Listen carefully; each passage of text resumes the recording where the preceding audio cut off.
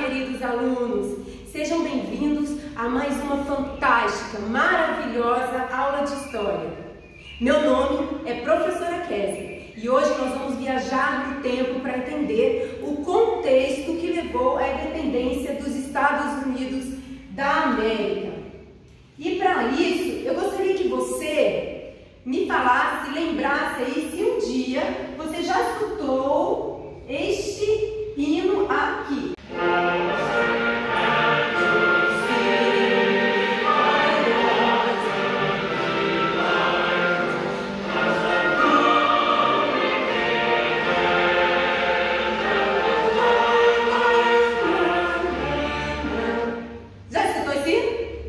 Eu tenho quase certeza que você já escutou esse hino, sim. Você deve ter escutado esse hino em jogos, você deve ter escutado esse hino em filmes, você deve ter escutado isso até no Todo Mundo Odeia o Chris, não é verdade?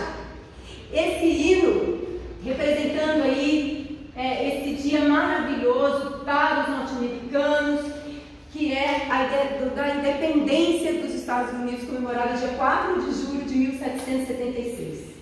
Então, o objetivo da nossa aula é esse, é identificar o contexto histórico norte-americano anterior à independência, entender por que eles têm tanto zelo pelo hino, por que quando eles cantam eles choram, eles ficam tão emocionados, o que aconteceu para que eles cantem o hino com tanto amor assim.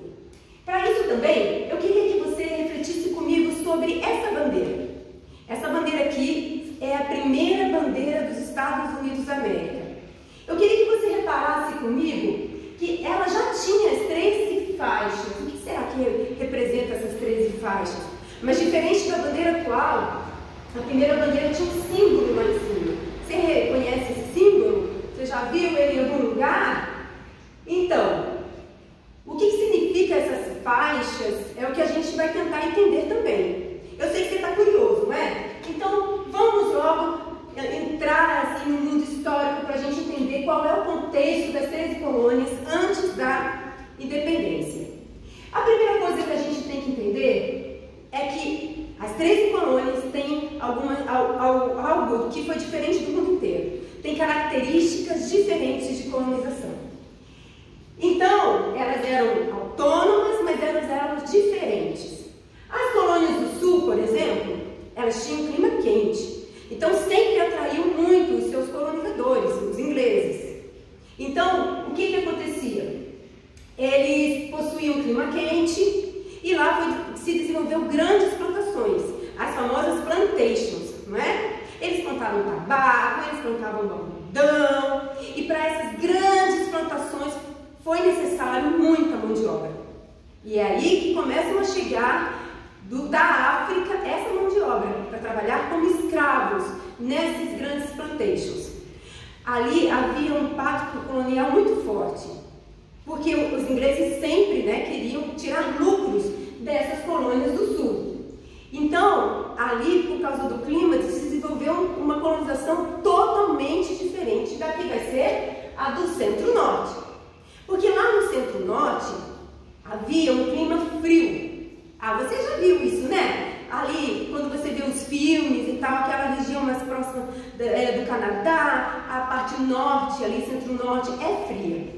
Então, por muito tempo, inclusive, não houve interesse dos ingleses em desenvolver essas colônias. Então, o que aconteceu? Acontece que, por causa de perseguições religiosas, alguns protestantes, puritanos, acabam tendo autorização de colonizar essa parte centro-sul. E eles vêm no famoso navio Mayflower. Eles são os famosos pais peregrinos. E eles chegam e, ajudados até pelos indígenas, eles vão ter grande dificuldade no começo ali da colonização, mas eles conseguem colonizar essa parte, e essa parte vai ser totalmente diferente da do sul. Por quê? Porque aqui vai ser mais urbanizada. Ali no centro-norte, não é necessário grande mão de obra, porque não tem essas grandes plantações. Então, a própria família pode plantar ali o que comer, ou daqui a pouco vai crescendo, abre um comércio, contrata mão de obra livre. O que eu quero dizer com isso é que essas colônias do centro-norte não havia a escravidão que havia no sul. Ali ali o que vai prevalecer é a mão de obra livre. Ali também vai ter muita liberdade que os ingleses vão dar para essas colônias. Um intenso comércio, inclusive, vai ser feito. Aqui vai ser desenvolvida escolas, então há uma alfabetização muito maior do que no sul. O comércio vai ser tão intenso no norte, né, que eles vão, inclusive, focar no comércio triangular que a gente já vai ver. Aqui a gente pode ver um mapa, então, dessas 13 colônias. Reparem aqui as colônias centro-norte e as colônias do sul, mais de rosinha. Então, resumidamente, as colônias do centro-norte predominavam as pequenas propriedades de comércio e o trabalho assalariado, enquanto que lá do sul, os grandes latifúndios que plantavam algodão, tabaco, voltados à exportação com a mão de obra escrava. Até aí tudo bem?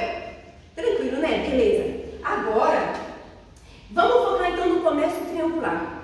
Havia então essa liberdade dada aos ingleses, principalmente nas colônias do norte, o que vai incentivar esse comércio que se fazia entre a África, a Europa e a América. E eles ganhavam muito dinheiro então com esse comércio. Aqui é um mapa do que havia nesse comércio, né, onde os produtos eram trocados, inclusive escravos eram trocados também nesse comércio. Outra coisa que vai surgir nesse período, né, pré-independência, são as ideias iluministas trazidas da Europa. Essas ideias que nós já estudamos, vocês lembram disso, não é? As ideias de Rousseau, de Voltaire, de Montesquieu, vão estar ali, circulando nas colônias, principalmente da do norte. E ali eles vão começar a entender, eles vão começar a defender os ideais iluministas. Quais são esses ideais? Liberdade, igualdade, fraternidade. Você lembra disso? Então ali eles vão começar a questionar. Eles estão pensando, eles estão sendo iluminados então por essas ideias. Também, junto com todo esse contexto, na Europa há uma guerra, conhecida como a Guerra dos 7 Anos. É uma guerra que envolveu os ingleses e os franceses. E no final das contas, os ingleses ganharam essa guerra. Mas como toda guerra, não é? Que gasta-se muito dinheiro, os ingleses, eles acabam tendo uma crise econômica. Eles precisavam de dinheiro. Então agora eles vão se voltar para a colônia. Como é que eles vão poder então agora, mesmo eles vencendo essa Guerra dos 7 Anos, como que eles vão poder agora ganhar dinheiro com essas colônias? E é aí que eles vão tentar controlar agora as 13 colônias. Depois das Guerras dos 7 Anos, essa liberdade que foi dada para as colônias, agora os ingleses vão querer tirá-la e vão querer então controlar através de aumento de impostos. E é aí que cresce a tensão dentro dessa colônia. É o início do processo de independência. Quando essa tensão aumenta, a Inglaterra quer aumentar os impostos. E será que ela vai conseguir aumentar os impostos? Será que os colonos vão aceitar isso? Não percam na próxima aula. O que aconteceu quando os ingleses tentaram controlar mais firmemente essas colônias? Agora, vocês vão fazer uma atividade maravilhosa. Nós vamos colocar a mão na massa. O que vocês vão fazer? Nós vamos, depois, né, que a gente estudou aí sobre as diferentes formas de colonização das 13 colônias, as colônias do centro-norte, as colônias do sul, vocês vão formar um grupo de até 4 pessoas e em seguida vão escolher uma região. Seu grupo vai escolher uma região em que quer fazer, a região que você quer fazer sobre essa atividade. Depois vocês vão elaborar um jogo teatral, imaginando que vocês são colonos que moram nessa região. Vocês entenderam? Então vocês vão escolher e vão imaginar que vocês são esses colonos. Depois vocês vão apresentar o teatro pra gente. Mas há alguns critérios que vocês têm que contemplar nesse teatro. Expor de forma clara e concisa algumas características de uma das partes das 13 colônias escolhidas pelo grupo, através de personagens e situações que poderiam ocorrer nessa região. Estão animados? Então vamos lá. Mão na massa. Vamos fazer essa atividade. Essa atividade não é muito legal, alunos? Vocês vocês gostaram de fazer? Eu tenho certeza que sim, né? Por isso que eu sempre falo, estudar história é maravilhoso. E falando em estudar história, vamos recapitular o que nós aprendemos hoje? Vamos fazer essa retomada comigo? O que nós aprendemos hoje na nossa aula? Que as 13 colônias eram independentes umas das outras e tinham grande autonomia até o século XVIII. Também aprendemos que as 13 colônias tinham características diferentes dependendo da sua região. E também a gente estudou, a gente ganhou sobre o iluminismo, relacionando também a Guerra dos 7 Anos com as tentativas de controle da Inglaterra sobre a colônia. Mas o assunto não termina aqui, ele vai continuar na próxima aula, onde nós vamos ver como que explodiu esse processo e como que ocorreu toda essa luta por essa independência.